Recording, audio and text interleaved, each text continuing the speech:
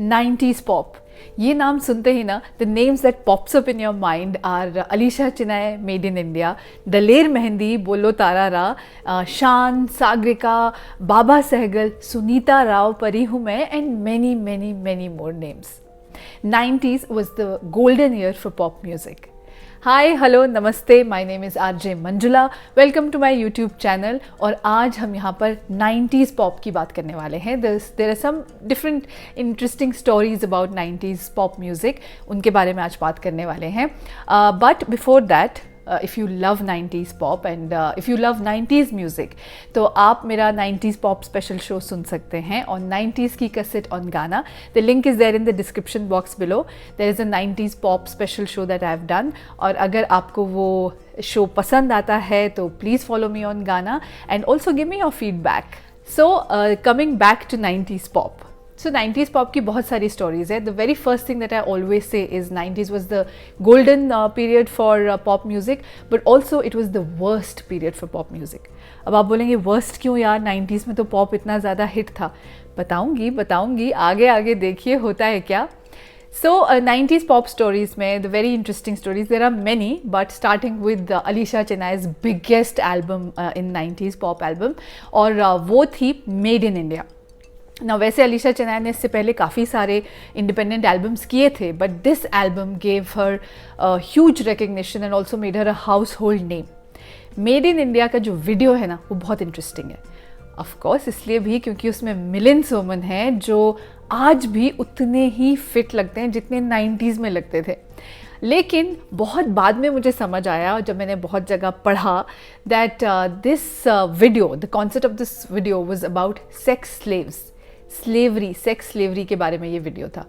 मुझे तो शुरू में बिल्कुल विश्वास ही नहीं हुआ, because obviously for 90s kid, for all of us, this was like one of the biggest albums.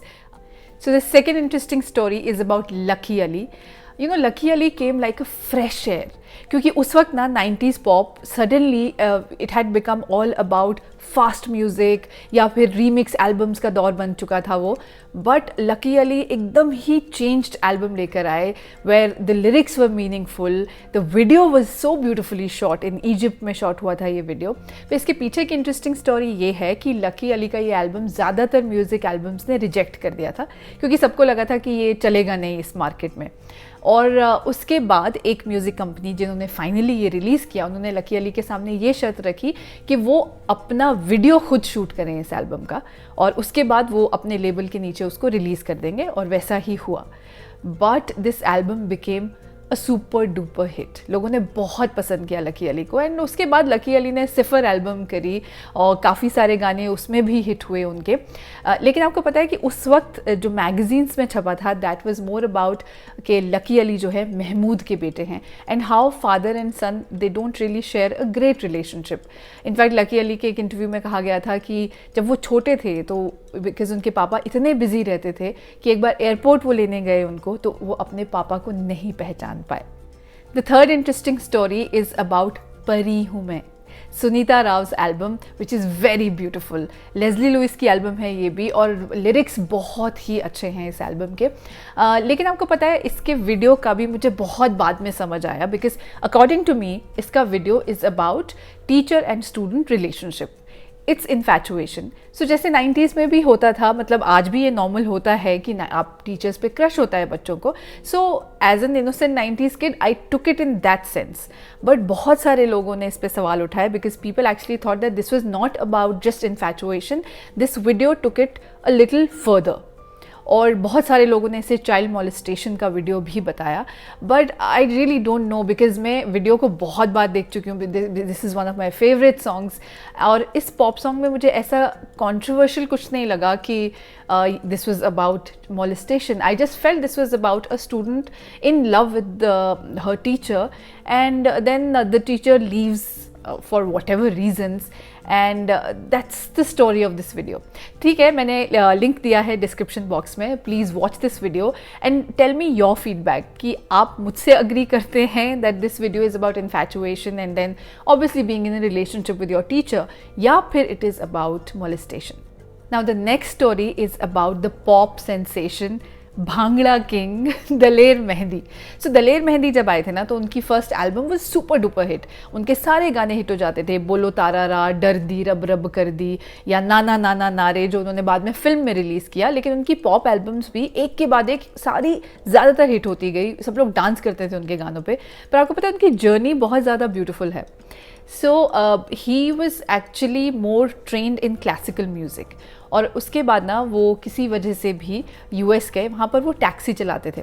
और आपको पता है एक बार उन्होंने गलती से किसी एक इंसान को इंजर कर दिया अपनी टैक्सी से, और उसका एक्सीडेंट हो गया। वो उसको हॉस्पिटल लेके गए, बट क्योंकि उन्हें सू कर दिया गया वहाँ पर उस एक्ट के लिए। एंड ऑल्सो आपको हैरानी होगी कि दलेर मेहंदी ना पंजाबी म्यूज़िक से तो अटैच्ड हैं ही, बट वो इससे पहले मतलब पॉप सिंगर बनने से पहले गज़लें गाया करते थे। उन्हें फ़िराक गोरखपुरी साहब की गज़लें बहुत ज़्यादा पसंद थी, क्योंकि ये उन लोगों के लिए है जिनको लगता है कि जो 90s पॉप सिंगर्स थे ना, they were just all about high energy beats और थोड़ी सी आवाज़ अच्छी थी इसीलिए गा लेते थे। They had no knowledge of classical music. So Daler Mehndi एक एक्सेप्शन है, एक बहुत बड़ा एग्जाम्पल है। Now the next interesting story is about Rageshwari. आपको याद है दुनिया प्राइवेट एल्बम आई थी जो काफ़ी हिट हुई थी रागेश्वरी की। It was the lyrics were really hopeful, the album was also like full of hope. But आपको पता है रागेश्वरी के साथ हुआ क्या?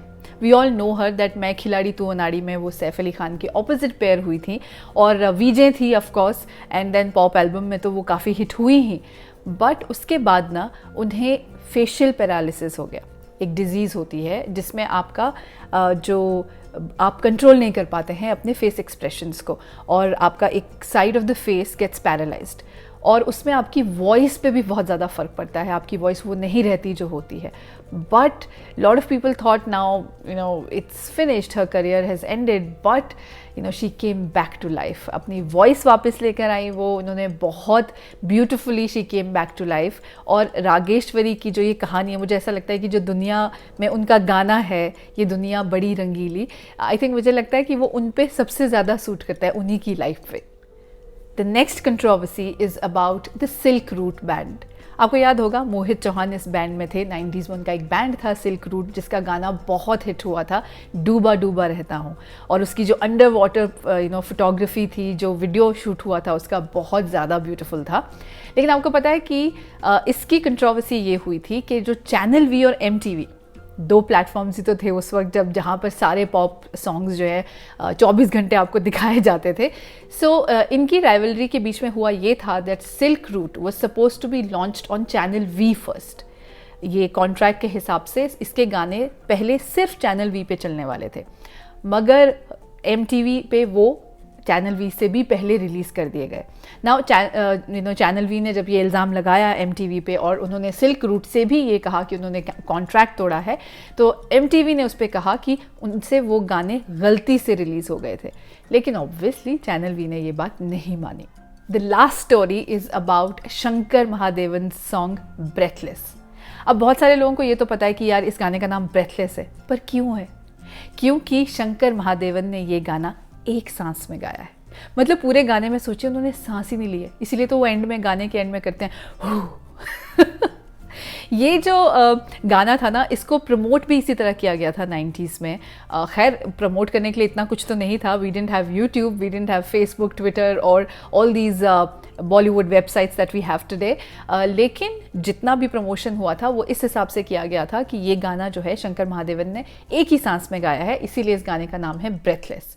तो शंकर महादेवन को तो इस गाने के लिए बहुत क्रेडिट मिलता है, but I think I would like to give more credit to Javed Akhtar sahab, जिन्होंने इस गाने को लिखा। मतलब इतने तेज़ गाने के लिए लिरिक्स देना और इतने ब्यूटीफुल लिरिक्स देना काफ़ी मुश्किल काम होता है। So these were my 90s pop stories. अब ये बात कि मैंने क्यों कहा कि 90s was the golden period for 90s pop, but also it was the worst time for pop music. ऐसा मैंने इसीलिए कहा क्योंकि 90s में ना एक टाइम ऐसा आया था पॉप म्यूज़िक को लेकर दैट बहुत सारी प्राइवेट कंपनीज़ जो हैं, म्यूज़िक कंपनीज़ जो है, म्यूज़िक लेबल्स जो हैं, they started launching random artist, specially NRIs। बहुत सारे NRIs ऐसे थे जिनके पास बहुत ज़्यादा पैसा था, बहुत सारे इंडियंस भी ऐसे थे जिनके पास बहुत सारा पैसा था लेकिन टैलेंट कम था। So they used to approach music companies with lot of money and they would say हम अपना गाना खुद उसका वीडियो बनाएंगे, you just have to give us your label and बहुत सारी म्यूज़िक कंपनीज तो उल्टा आर्टिस्ट से पैसे लेती थी उनका एल्बम लॉन्च करने के लिए। इस वजह से क्या हुआ, the market was flooded with bad music, crappy pop stars, and then धीरे धीरे इसीलिए शायद 90s का एंड होते होते ना पॉप म्यूज़िक का भी एंड हो गया। That is why I said that 90s was the golden period for pop music, but also the worst period. Hope you like this video. If you did, then please give me a thumbs up. Also comment on the video, share it with your friends, especially 90s lovers जो हैं आपकी life में, and also subscribe to the channel. Don't forget to subscribe and press the bell icon. Until my next video, please keep smiling.